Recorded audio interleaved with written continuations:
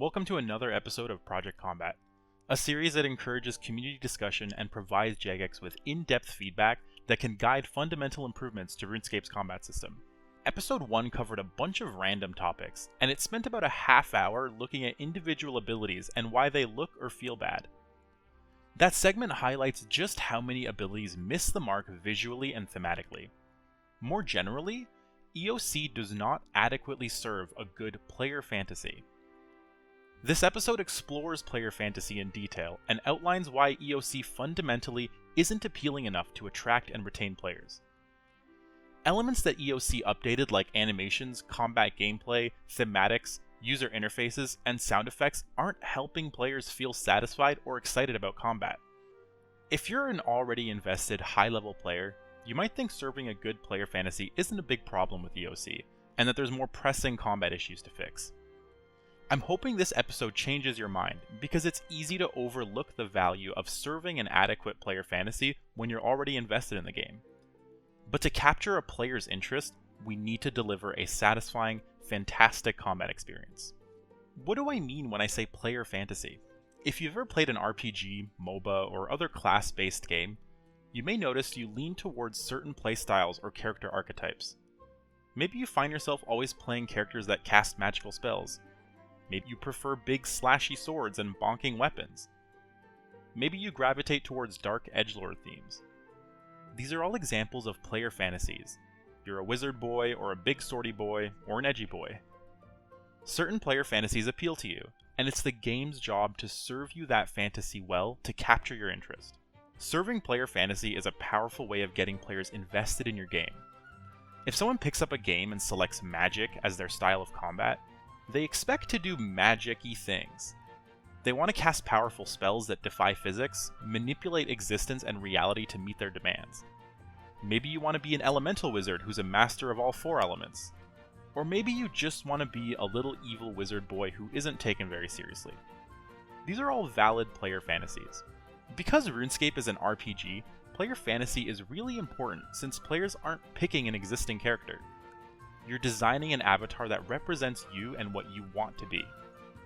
But EoC does a really, really bad job of delivering on a player fantasy because thematics for combat styles aren't adequately defined, and the gameplay doesn't serve a particular theme. Does your character prefer bows?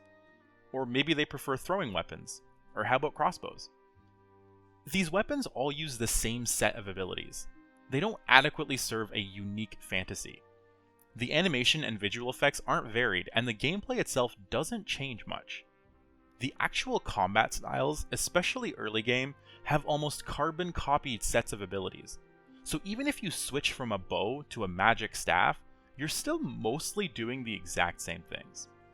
Let's look at League of Legends as an example of well-delivered player fantasy. One quick note, in case you're bored of me comparing RuneScape to other games, I often compare to League of Legends, LostArk, and OldSchool RuneScape because they're the most similar available games on the market. They're all click-to-move combat systems. LostArk and League are ability-based, and OldSchool shares the tile and tick system. It's important to compare similar games, especially successful ones, to recognize improvement opportunities. The point of these comparisons isn't to copy other games, but to analyze how their approach can be adapted to fit RuneScape. Players who enjoy League or other games where you pick a character like Overwatch or Apex often lean towards the same character types. This is literally a studied psychological phenomena. It's because players associate themselves with certain fantasies, and they're more likely to engage with characters that resonate with their fantasies. And yes, that explains why Draven mains are more likely to be toxic. League has almost 200 different champions to pick from, so players are guaranteed to find some character that resonates with their fantasy. I personally always enjoyed wind themes. I like tornadoes, and I think they're pretty cool. So if a character or a class in a game has a tornado ability, I'm immediately interested. I also like supporting my team. I love the fantasy of saving allies and granting them opportunities. So naturally, I fell in love with the character Janna, who offers powerful support tools and very windy things. Good game design combines player fantasy with gameplay. You have to ensure a character's gameplay reflects the thematics it's meant to provide. For example, Janna can charge up a tornado that gets stronger based on how long it charges. Thematically, it makes sense that a storm brews and has more force the longer it brews. Gameplay-wise, it creates an interesting decision-making moment of whether the player should release the tornado early or take a risk and charge it. Notice how the thematics guided an opportunity to create player satisfaction and skill expression. A fully charged tornado is hard to land because you have to predict where your opponents will be 3 seconds from when you actually choose how to aim the tornado. But landing a fully charged tornado is more rewarding and highlights a skilled Janna player. It's also about the audio and visual effects offered. Janna isn't even a good example because she's such an old character with outdated visual effects and audios. But it still sounds cool to charge up a tornado and send it flying, or to cast your ultimate, which looks and feels like a powerful moment. You knock back all enemies and heal your team. So how does this relate to RuneScape? RuneScape only really has 3 classes: magic, melee, and ranged. But each of these classes has a set of abilities which not only play very similarly in the mid-game, but they also don't change meaningfully based on your weapon choice. The player fantasy is very pigeonholed. You have no opportunity to customize your approach to combat. It's hard to fall in love with a playstyle when everything feels the same. And this is an extension of a core fundamental problem with EoC. There's a lack of combat diversity between the 3 combat styles. The combat styles share a lot of things. Armor and weapon values, ability carbon copies, prayer, and defense all function nearly the exact same way regardless of your combat style. There aren't sufficiently unique enough fantasies across the 3 combat styles. Combat abilities don't deliver on a player fantasy or theme for a combat style, and their audio and visual effects don't adequately convey the power level of an ability. Many of them also aren't satisfying in general. I went over this in some detail in episode 1. Let's take a closer look at this. We'll start off with a classic example that I dropped a spicy meme over: Wild Magic. When you use Wild Magic, Wild Magic as an F is arguably the best looking ability and feel ability in the game. It feels powerful. If you haven't seen my Wild Magic shitpost, I disagree with Mod Ramen for saying Wild Magic is arguably one of the best looking and feeling abilities in the game. Wild Magic is a phenomenal example of awful player fantasy, satisfaction, and visual design cohesion. But this isn't about opinions. This is an objective analysis, and I'll explain why. Wild Magic is a threshold ability. EoC defines thresholds as powerful abilities that require 50% adrenaline and cost 15% adrenaline. This should mean that threshold abilities consistently look and feel more powerful than basic abilities or auto attacks. If you compare Wild Magic animation, projectile, and sound effect to that of a Fire Strike auto attack, it's really hard to tell which one is more powerful. Some argue that the hard hit splats are the differentiation point, but hit splats are a supplemental satisfaction tool. They shouldn't be the sole source of it. I don't mean to attack Mod Ramen for his opinions, but again, this isn't an argument about opinions on what looks or feels good, it's a comparison of visual design of an objectively much weaker attack. The Fire Strike auto attack actually has a wind-up visual effects, and it has the exact same recoil effect that Wild Magic has. Wild Magic just includes an extra step. That extra step doesn't sufficiently communicate the huge power difference in these 2 attacks. They also both use a Fire Strike projectile. Reusing assets is not inherently problematic, but trivially, why doesn't Wild Magic's projectile at least scale with the player's magic level? If the projectile visual scaled, you'd at least have some sense of visual progression. Maybe at 59 magic, Wild Magic uses Fire Blast as a projectile, and at 95 magic, it uses Fire Surge as a projectile. This is a trivial solution that feeds a bit more into the idea of a player progression fantasy. You're becoming stronger as you level up. It becomes a cool progression moment when suddenly Wild Magic is launching bigger projectiles. EoC fails to deliver these dopamine hits, and Wild Magic is a gross offender of it. Again, this is a trivial solution that relies on existing assets. It's quite literally a simple function that chooses a projectile VFX ID based on some parameters. Updating Wild Magic this way wouldn't suddenly fix visual design problems. The issue is core to EoC missing the mark on player fantasy. But this does show how we aren't always limited by art resources or the game engine. We can make meaningful improvements to visuals with existing assets. Mod Ramen's response to my shitpost mentioned he was talking about the dual wield animation looking and feeling powerful. And this actually highlights an even worse point. Wild Magic does not have a dual wield animation. If you use Wild Magic with a main hand weapon and literally nothing in your offhand, you perform the exact same animation as if you were dual wielding. Notice how this doesn't communicate to the player the difference in power when using or not using an offhand. In both cases, Wild Magic is still using a fire spell projectile, yet nothing about the ability Fantasy suggests it is or should be a fire spell. What if the player has air spells equipped? Why aren't they launching an air projectile? And this is my point. The visuals and animations for combat are not only failing to deliver on a player fantasy, but they don't even communicate their level of power to the player in a clear way.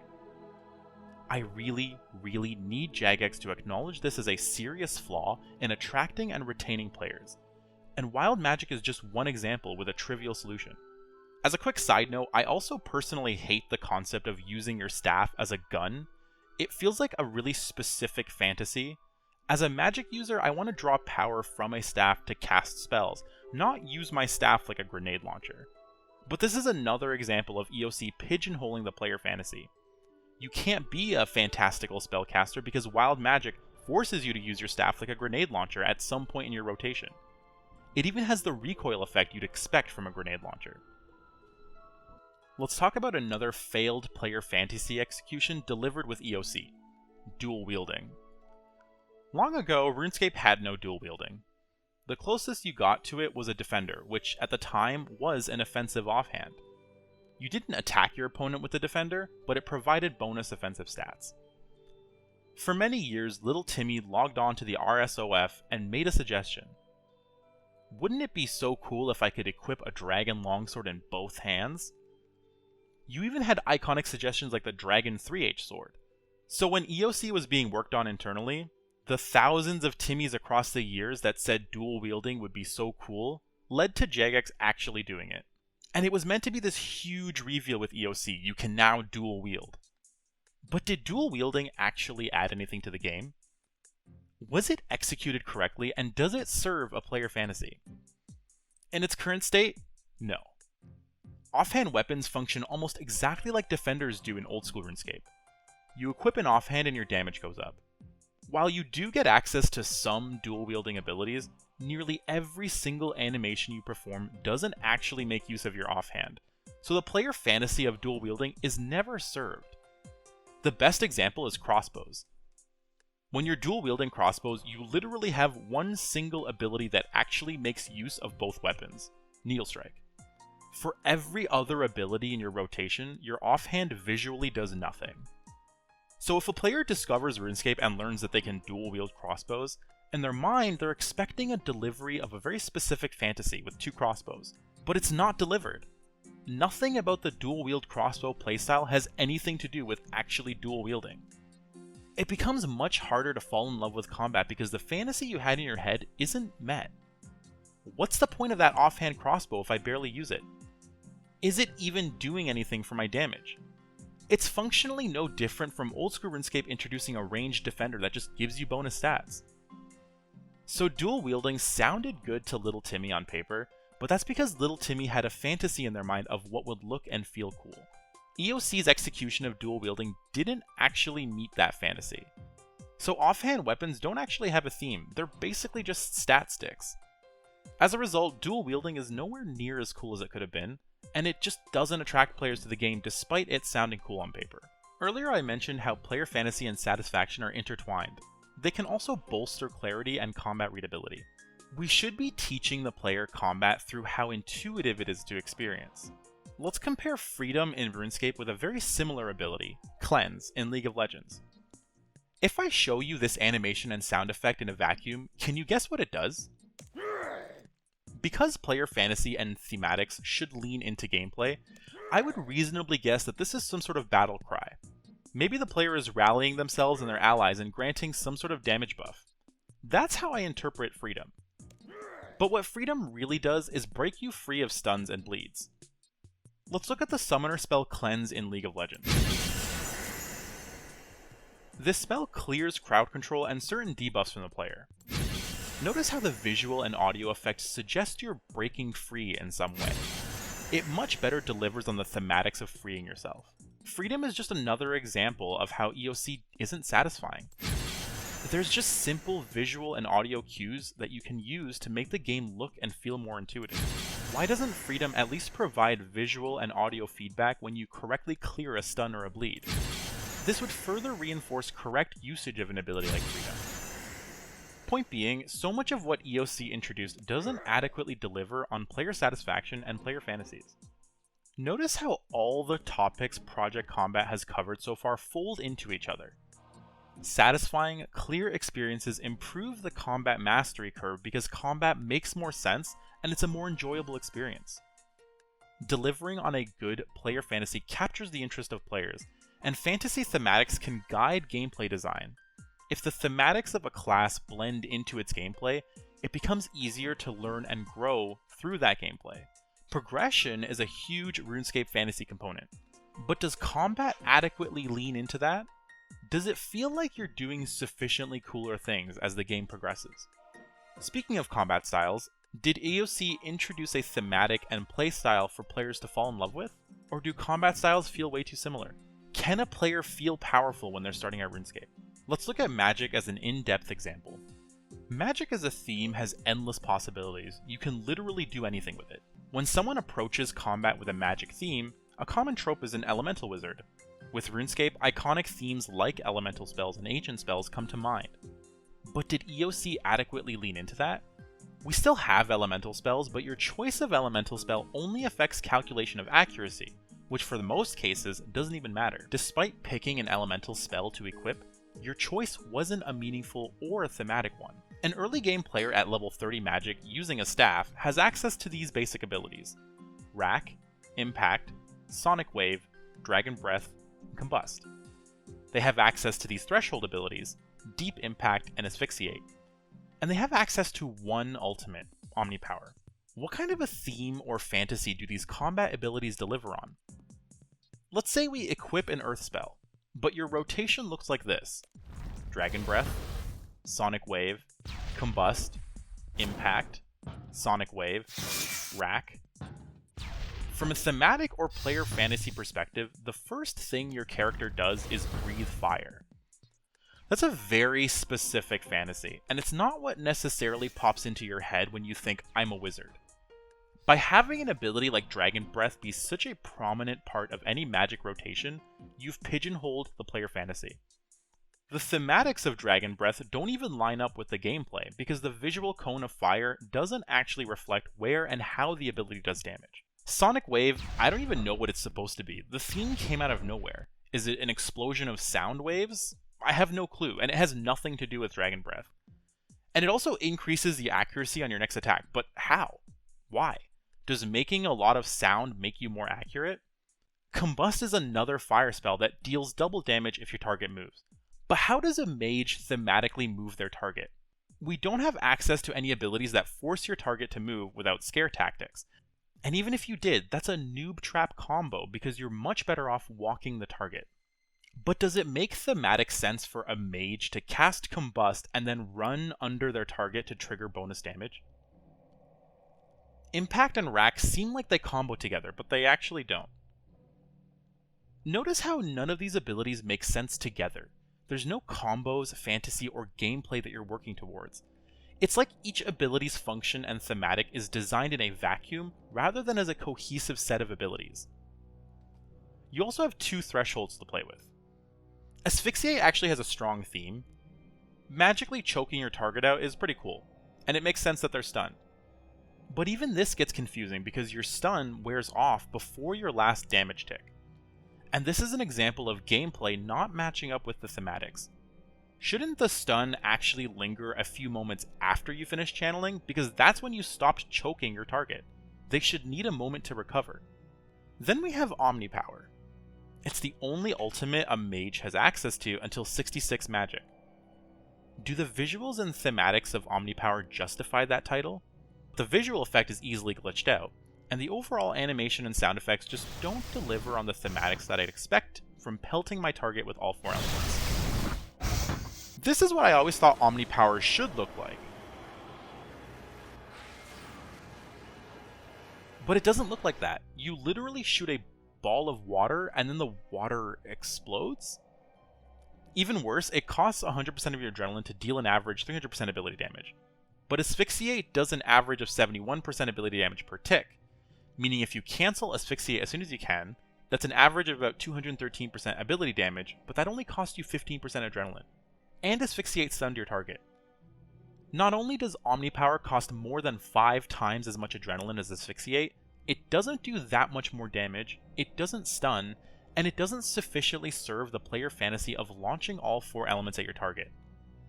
But this is the only ultimate a new player who chooses Magic has access to. The thematics and player fantasy for Magic are really weak in the early game. And even worse, there's no gameplay to engage with. Your set of abilities have 0 cohesion. And this doesn't start to get better until your very end game. So how can we expect new players to fall in love with RuneScape combat when abilities so clearly fail to deliver on player fantasy? Is being a mage in RuneScape sufficiently satisfying? EoC really missed the mark when designing ability sets because it forgot to deliver on a cohesive player fantasy. We need to address this if we want RuneScape to attract and retain players. Players want to feel powerful when they actually are powerful in the game. In the context of EoC, adrenaline defines how much power a player has access to during combat. The more adrenaline you have, the more powerful abilities that you can use. But nothing about the player, the UI, or even ultimate abilities themselves communicate to me how powerful it is to have 100% adrenaline. There's no urge or cue for players to recognize that having full adrenaline means you're ready to go nuts. There's no change in adrenaline bar color at 100%. Ultimate abilities look exactly like other abilities. There's no audio cue when you hit 100%. Nothing about the combat UI adequately communicates a player's power increasing as they reach adrenaline milestones. This is especially important for newer players because you want players to recognize when and how they gain power. Reaching 50% adrenaline enables threshold abilities for use, but the game doesn't signify that milestone meaningfully. For endgame players, the satisfaction that comes from ultimates is diminishing. As endgame players have so much access to extra adrenaline, the entire concept of hitting 100% adrenaline isn't as groundbreaking of a moment as it was when EoC launched. It's gotten so bad that players have coined the term adrenaline dump to describe special attacks that let them get rid of all their excess adrenaline. This means ultimate abilities have started to lose their identity as defining moments where the player feels incredibly powerful. The best example of this is Sunshine, which now lasts 38 seconds and has a 60-second cooldown. Sunshine is really the strongest ultimate in the game. It grants you 38 seconds of 50% increased damage. Sunshine has an uptime of 63%, meaning 63% of the time players are under Sunshine's benefits. But instead of Sunshine feeling like a powerful moment, the really high uptime has made dealing damage outside of Sunshine feel weak, which diminishes the value and power that Sunshine should offer players. Sunshine isn't a moment of power anymore. It's become your baseline DPS expectation, and DPSing outside of Sunshine feels like you're weak. Let's compare with another game to highlight how the user interface, visuals, animations, and sound effects can deliver a much more satisfying player fantasy, and how we can make a gameplay fold into those thematics. I'm going to compare the mid-game experiences of a bow user in RuneScape and a bow using class in LostArk. Obviously, LostArk is working with a more advanced game engine which can produce better visual effects. But the comparison here isn't about the quality of the visuals. We're looking at how visuals and sound effects deliver on player fantasy, how UI elements can better communicate to the player moments of power, and how gameplay follows this fantasy. We'll start with RuneScape. Let's assume 80 range and Death Swiftness is unlocked. It takes a lot of hours for a new player to reach these milestones because they're likely exploring the rest of the game. So, a typical rotation has a player start with the ultimate Death Swiftness. They then follow up with their strongest basics until they have access to thresholds, and then they use their thresholds whenever possible. Usually Death Swiftness runs out by the time you've used all 3 thresholds. Death Swiftness seems thematically cool. You create a shroud of death around you, but it increases your damage by 50% for 30 seconds. How? And why? Why does a shroud around me increase my damage by 50%?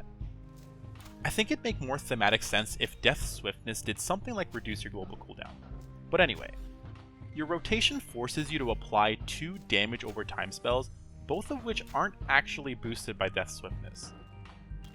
You then have Dazing Shot, which applies an accuracy reduction effect that's mostly meaningless. All of your thresholds just deal damage, and you pick the most efficient order to use them in. There's very little combo potential or cohesion involved in this ability set, and the fantasy of the bow itself isn't meaningfully relevant to players because you can do all these exact same abilities with a crossbow or a throwing weapon. Just visually, the animations can barely keep up with the rate that I'm firing abilities, and the sound effects don't sell me power. They aren't particularly satisfying. For example, Rapid Fire sounds way stronger than Snapshot, but Snapshot tends to deal more damage per tick. Eventually, players unlock greater Dazing Shot and can make use of Elder God Arrows, which adds some more gameplay complexities to the rotation. But where's the bow user fantasy? Where's the gameplay that complements and serves your fantasy of using a bow and arrows? Is it meaningfully different from using a two-handed crossbow? Are there sufficient moments of power that are communicated to the player during this rotation? Let's take a look at the fantasy and gameplay of a mid-level bow-using class in LostArk. In LostArk, you have to choose 8 abilities from a big set, so there's some flexibility in how you actually play your class. Take note of how the UI is set up. It's a static user interface that has abilities on the left-hand side, consumables on the bottom of the right-hand side, and shortcuts for items and teleports on the top of the right-hand side. All resource bars are shown in the middle. This is becoming a standard user interface for good reason. It's clean, organized, and consistent for players looking at the game. I have 8 standard abilities, a class identity ability, and an awakening ability. For easy comparison, think of identity abilities as a pseudo-ultimate, and your awakening ability as a true ultimate. Very similar to RuneScape, you build up your identity bar by damaging your opponent. For this class specifically, different abilities provide more or less identity charge. The abilities that provide the most charge actually require you to step into close range. Some people feel this goes against the fantasy of using a bow, but this is an example of intentional design where an expected theme had to be broken to deliver better gameplay. Honestly, I realized I actually like choosing to get up close and personal despite having a bow. It feels skill expressive to put myself in a threatening position and be rewarded with damage. Let's look and listen to this class's basic ability rotation.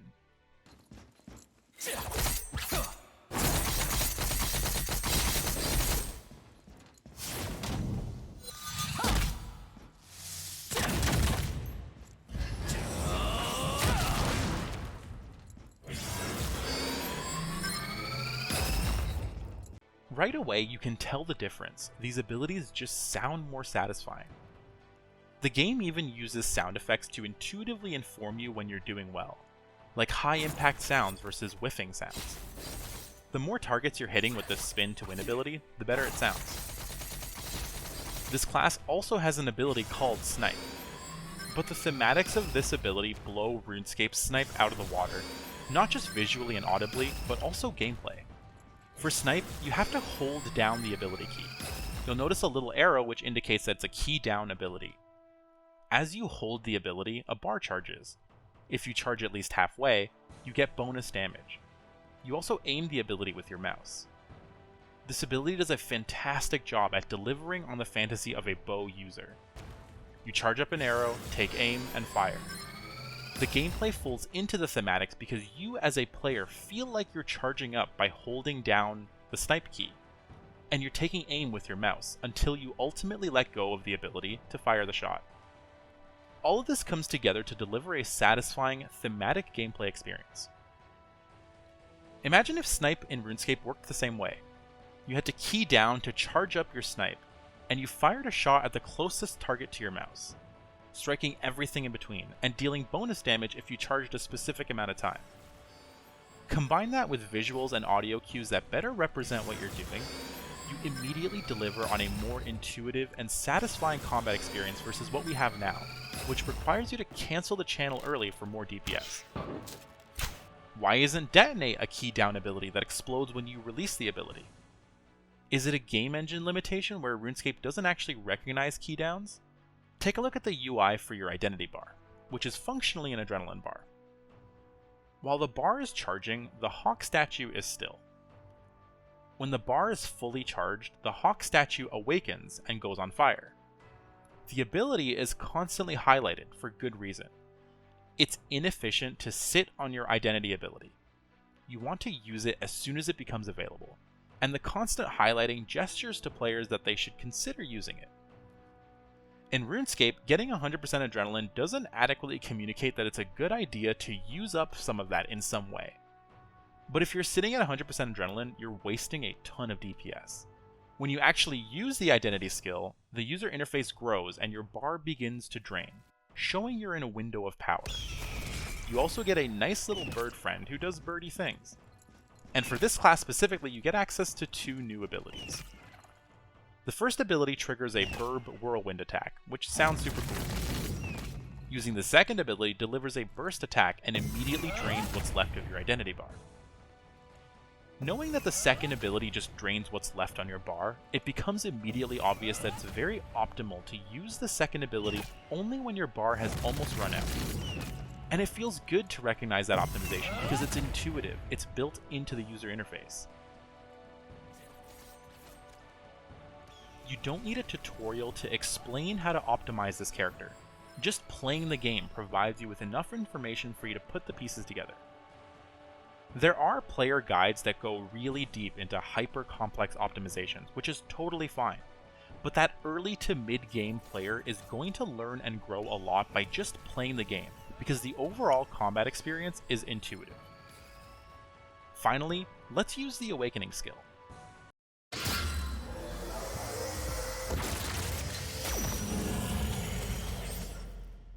This is your true power ultimate. They tend to have 5-minute cooldowns. Notice at the beginning there's a very specific activation sound. This is actually the same sound that plays when you use any Awakening ability in the game. See how distinct this ability looks compared to everything else so far? It's notably more powerful sounding and looking, and it delivers on that player fantasy of power. But it only lasts a brief moment, and you won't see that ultimate again for another 5 minutes typically. Let's take a look at one more Awakening skill for the Sorceress class, and you'll notice some similarities.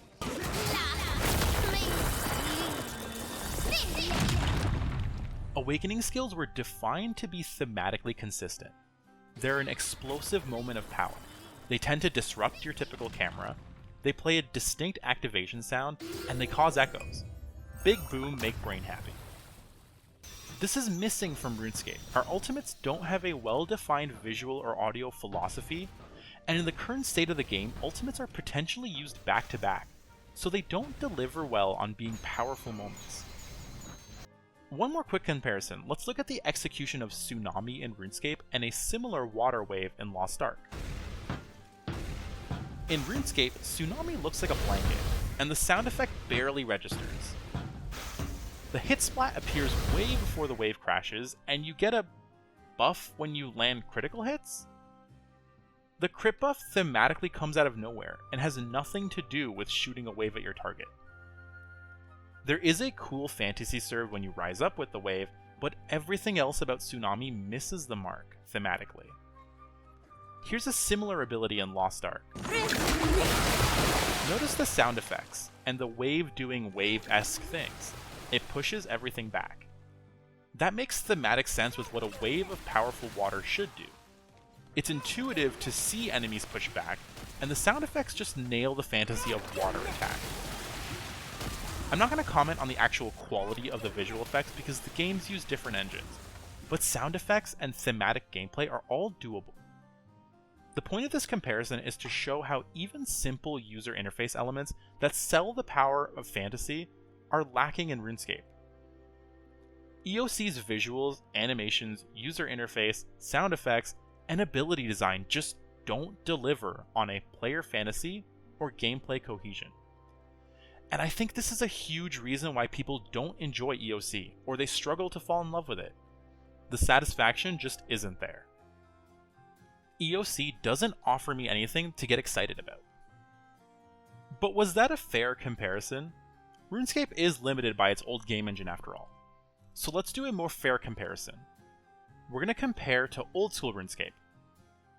Does OldSchool deliver on a player fantasy, and is it satisfying enough? OldSchool has an iconic charm to it. The visuals are intentionally bad, and yet simultaneously really cool. OldSchool combat mostly repeats the same standard attack animations for a weapon. However, you sometimes use a special attack, like Dragon Claws. Special attacks tend to have dramatic deviations from your standard attacks. They look and sound totally different, and they have high cooldowns. Dragon Claws effectively have a 2-minute and 30-second cooldown per use, meaning you're not using the special attack very often.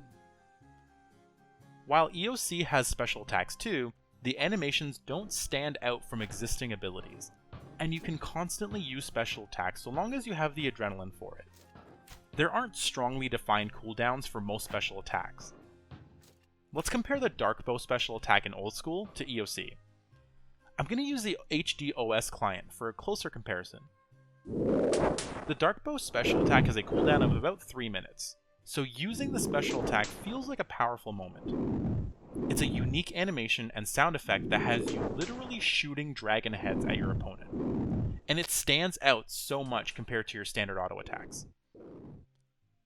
Comparing this to using a Darkbow in EoC, despite in essence a Finality Darkbow special being a really powerful ability, the thematics don't deliver. You barely see the dragon heads, the projectile flies way too fast to be appreciated, the sound effect isn't unique, and it otherwise blends in with all your other animations.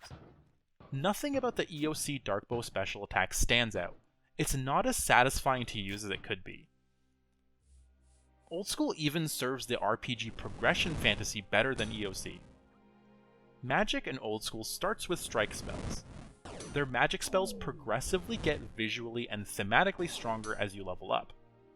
You won't see the lower level spell visuals unless you intentionally use a weaker spell. By level 95 magic, you're casting Fire Surge. You look and feel way more powerful than some noob using Fire Strike. Fire Surge even comes with a unique animation that deviates from standard spellcasting. EoC doesn't serve this progression fantasy as well. While you do unlock stronger spells and abilities, many of your abilities and combat animations you did at level 20 magic don't change. Abilities like Dragon Breath, Combust, Wild Magic, Asphyxiate all look and sound and feel the same regardless of whether you're an endgame player or just starting out. The progression fantasy just isn't there.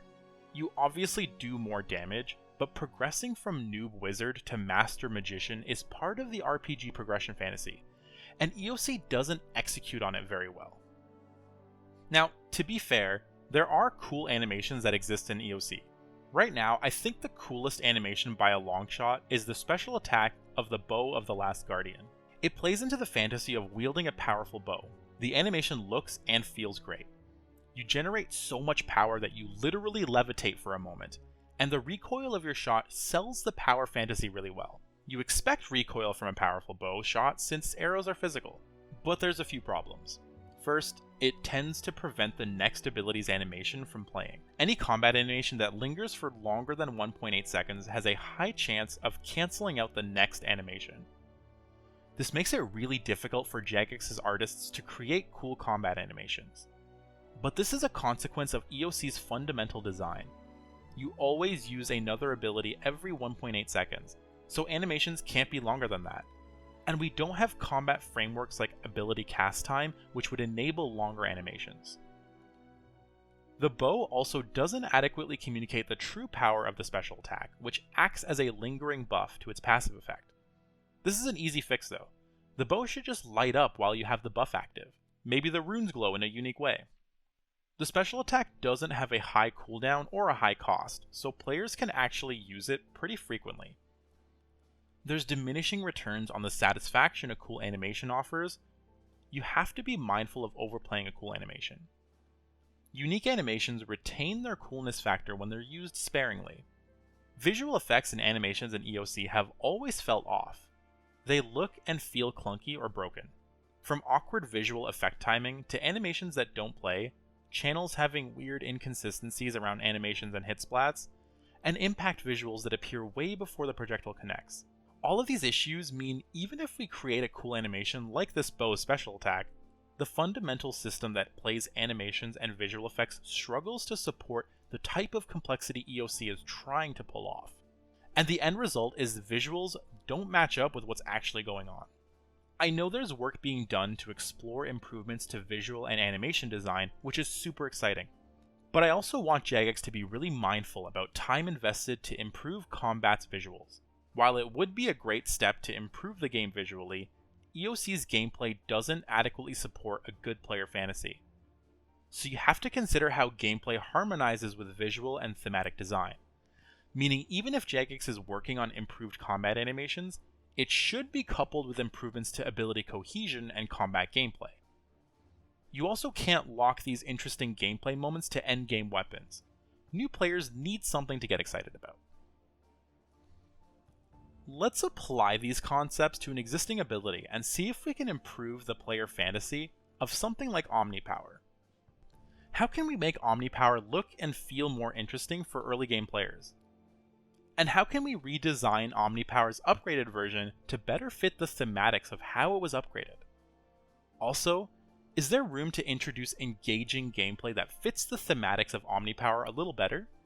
I'm going to borrow some visual and audio cues from different places to change up Omnipower without actually changing the animation or the visual effects. Let me know if you think this looks and sounds more satisfying than current Omnipower.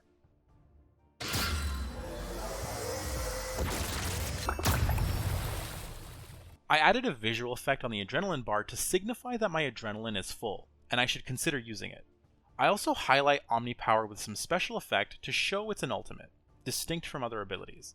On use, we play a unique ultimate-only sound effect, and we use more impactful sounds rather than the water-heavy ones we have now. We also darken the screen to really highlight the player is in a moment of power. This is subjective, of course. You may disagree and think that this looks worse, or would be too distracting for you during a fight. But the point is to show the possibilities of delivering more satisfying abilities existed when EoC launched. It just didn't happen. What about the upgraded Omnipower? Thematically, the ability is upgraded after you clear fight caves, fight Kiln, and then Zuck's challenge. The gameplay for the upgraded Omnipower is fine, but thematically and visually nothing changes. Wouldn't it be cool if Omnipower was visually upgraded to look like Jad's magic attack? Maybe the player summons up Jad's fireball and launches it at their target, thematically showing that they've conquered Jad multiple times and earned the right to wield its power. I'm not saying this is the right thing to do, but it's an example of how to lean into a player fantasy, and visually reward players with a cool looking ultimate for progressing in the game.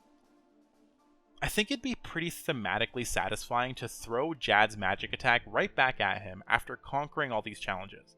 But again, this is subjective. Point being, we aren't entirely limited by the RuneScape game engine.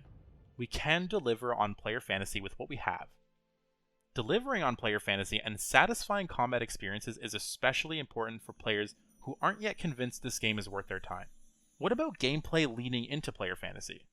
How can Omnipower be reworked to better deliver on a more interactive, thematic gameplay experience for new players? Here's a quick example of an Omnipower rework. Let's pretend the Zuck improvement didn't exist for a second, and let's also pretend it's easy, intuitive, and convenient to swap your active spell mid-combat. When you use an ability, you would gain 1 elemental stack per unique elemental active spell set. For example, if you cast 5 air abilities and then 1 fire ability, you would have 2 elemental stacks. With that in mind, here's the new Omnipower. On activation, consume all elemental stacks. The ability would cost 25% adrenaline per stack consumed. Because we have 4 elements, there's a maximum of 4 stacks, and 100% adrenaline cost. You would deal X% damage as a separate hit for each stack consumed. So if you consume 4 stacks, that's 4 hits. If 4 stacks are consumed, you gain Elemental Mastery for 5 seconds, granting you a unique buff based on your current active element. So now we have an ultimate that can be used in different ways and encourages players to try something like spell swapping intuitively. Omnipower's theme of launching elements at the target requires the player to invest time preparing that power. If you want the power of all 4 elements, you need to charge all 4 elements first. We then create interesting payoffs that give the player some choice. Maybe if you cast a full stack Omnipower with an active air spell, your next 2 spells have reduced global cooldown. Maybe casting with a fire spell lets your next 2 spells explode on the target and deal AoE damage. We can create tons of unique thematic ways to use this ultimate, and we give early game players something to sink their teeth into. A tool that feels powerful and has lots of different applications, and most importantly, reinforces the fantasy of an elemental mage. You're building up to elemental mastery by using 4 elemental spells, and then you unleash that to access a unique buff based on your active element. In RuneScape, mages are a master of the elements, so here's a combat tool that reinforces the elemental mastery fantasy. Of course, this is just me spitballing, and I'm just showing an example. It's not a real suggestion, but I hope it gets you thinking about the possibilities and how EoC could have designed abilities that felt more cohesive and better fit a defined theme for a combat style. There's a few more important to note points that I'm not going to go into much detail over.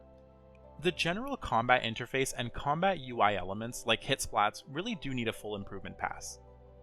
Games like League and LostArk use a recognizable, unintimidating UI. RuneScape's UI is not only terrifying to look at on streams, but also wildly varied from player to player. We need a standardized, effective combat UI that should only really be tweaked by hyper endgame optimizing players. Also, the hit splat system in its current state doesn't support what players are actually capable of in combat, and there's more satisfying modern ways to deliver information to the player on what their abilities did. This includes better hit splats for damage over time effects and other ability interactions, but I know this is on the radar for Jagex as it was mentioned they need to design a hit splat system that has better tools. A clear, well-defined hit splat system would improve readability by a ton. Let's summarize my major points. EoC fundamentally didn't design ability sets that deliver a well-defined player fantasy and theme. There's a lack of gameplay cohesion with abilities, particularly early to mid-game. EoC visuals and sound effects aren't as satisfying as they could be, and often don't reward the player for optimal usage. The user interface doesn't adequately communicate moments of power to the player, or differentiate between the power level of different abilities. Combat styles don't feel meaningfully different, especially for early to mid-game, and there's not much thematic flexibility with how you approach combat. Ultimates don't feel like a distinct moment of power, and damage boosting ultimates having really high uptime diminishes their satisfaction. Animations and visual effects in combat use an outdated system that leads to desyncs between visuals and actual gameplay, making combat hard to follow and learn. Oh, I have to mention Fresh Start worlds and their huge controversy. Jagex is hoping these worlds encourage lapsed players and potentially new players to get back into RuneScape. Assuming the intention of the worlds is mostly to encourage new or lapsed players to try RuneScape, I think the idea is set up to fail because Fresh Start worlds don't address a core reason why I personally think RuneScape doesn't retain new players or interest lapsed players, and that's combat. I'm hoping this episode highlights how EoC isn't satisfying or thematic enough to attract a player looking to invest their time in a game. Nothing about EoC sufficiently captures a player's interest because it fails to deliver very basic satisfaction and player fantasy experiences that are so common on the market right now. If Jagex really wants to bring in new players and entice lapsed players to give RuneScape a try, my honest recommendation is to start with improving how combat looks, feels, and plays. EoC isn't appealing enough. This is the consequence of a 10-year-old combat system that never really captured the hearts of players. The common sentiment of EoC sucked at launch but it's in a good state now is, in my personal opinion, a flawed argument that relies on survivorship bias. EoC has fundamental design flaws that are still core to the combat system today, and we need to address them if we want RuneScape to remain competitive. Next episode, we'll explore defense and prayer. What does it mean to be a tank? Is damage mitigation in an unhealthy state? And is Soul Split disgustingly overpowered? Thanks so much for watching.